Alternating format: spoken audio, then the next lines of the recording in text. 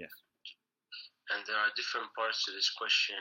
And Brother Farouk, if you feel that you would like to interject at any point in time, if you're with us, then please feel free. I'm going to read the questions right now.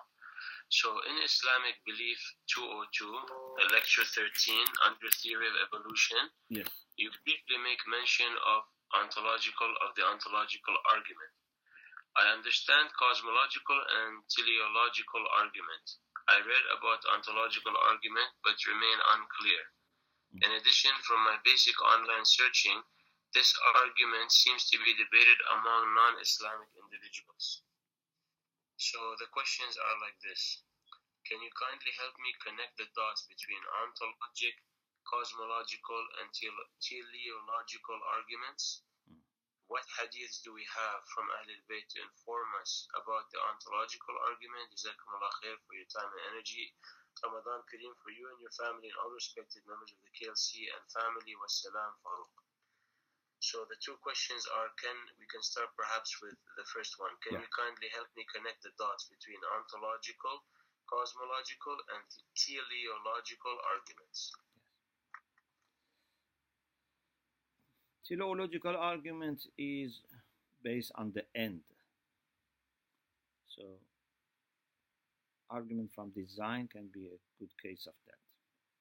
Cosmological is what we call it in our tradition al-burhan al-imkan wal-wujub. So from reflection on contingent beings and necessary being. Ontological is based on wujud, existence. In the West, the famous ontological argument is presented by Saint Anselm, and then after that many people have discussed it.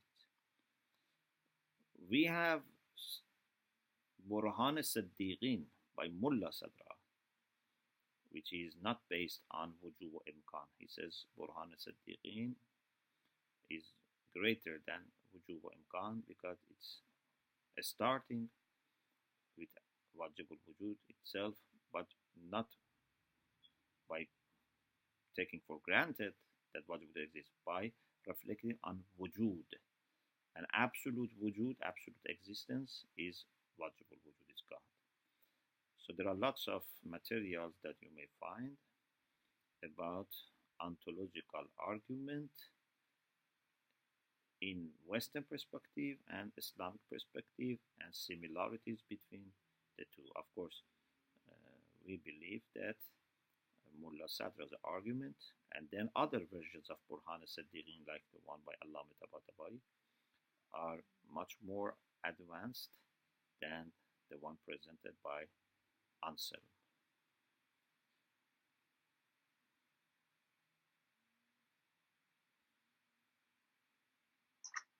Thank you very much. Part 2 of this question is saying the following. So, what hadith do we have from the Ahlul Bayt to inform us about the ontological argument? I don't remember hadith about ontological arguments. I am right now nothing in my mind, and I don't think actually anyone has referred to hadith, but maybe I just forgot, but I don't remember anything. Okay. So question number 2. Even wujub and imkan, maybe we don't have in our hadith exactly like wujub and imkan, because this is also a philosophical argument. Yes.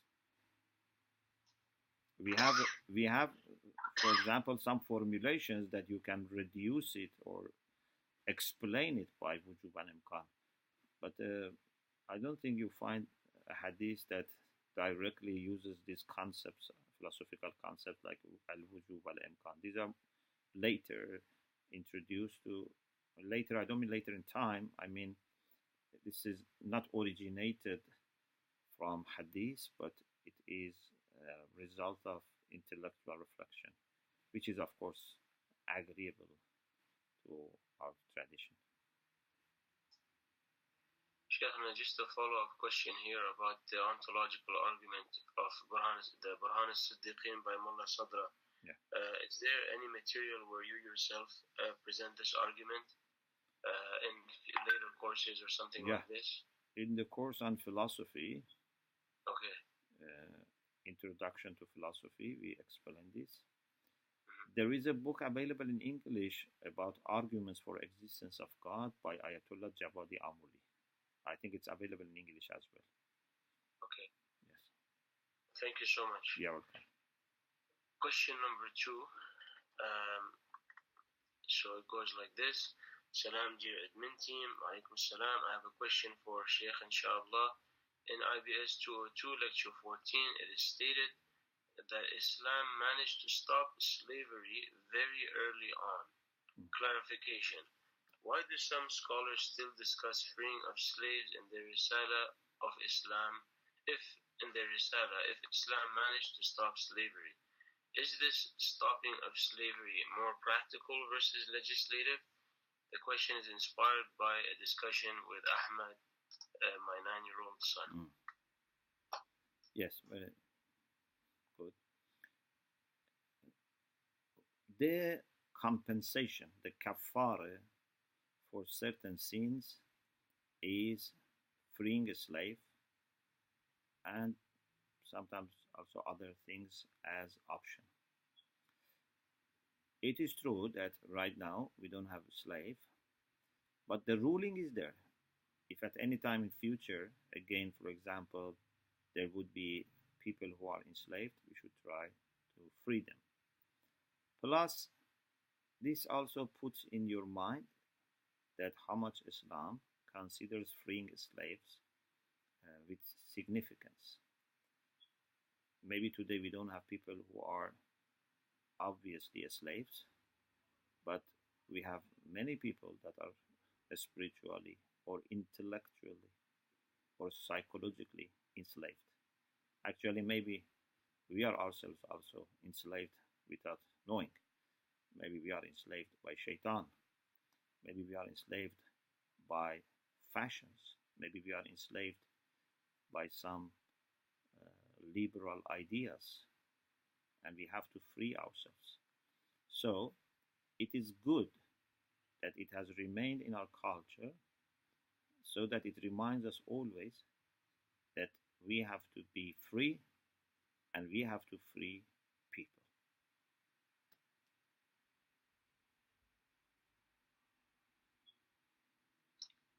Thank you very much. We have received a link right now, a commentary on theistic arguments, Ayatollah Jawadi Amuli.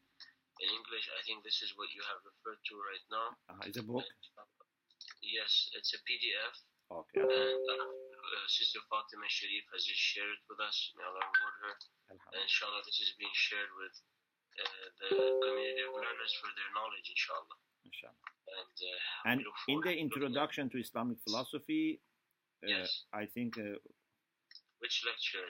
We can look for the lecture. It's towards the end of, because end of the book is about Ilahiyat al-Ma'na al-Akhas, and I think over there is a lesson about this. Thank you so much. And the link for that is also being shared right now. Maybe.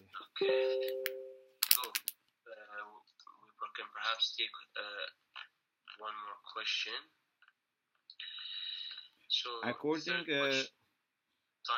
according to the Farsi edition, which I am using for the course Introduction to Islamic Philosophy, is lesson 42, Arguments for Existence. So from lesson 41, section 11 of the book starts about God, and lesson 41 is about knowing God and different ways of knowing God.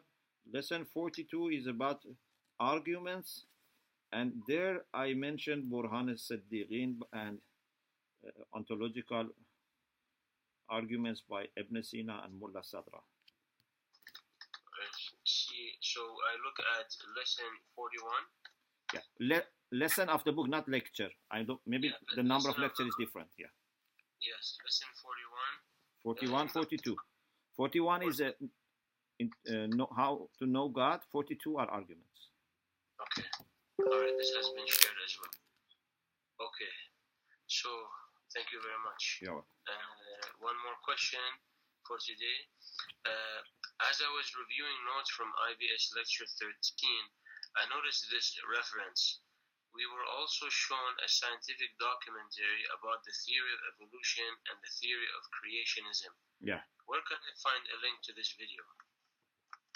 You find actually many materials on the internet by creationists. You know, there are two types of scientists normally, evolutionists and creationists, and many of creationists are Christians. That documentary, I think, was done by University of Michigan, if I'm not mistaken. But I'm sure if you Google for creationist account, you find many materials. But that particular one, I don't have access now. It was on a CD.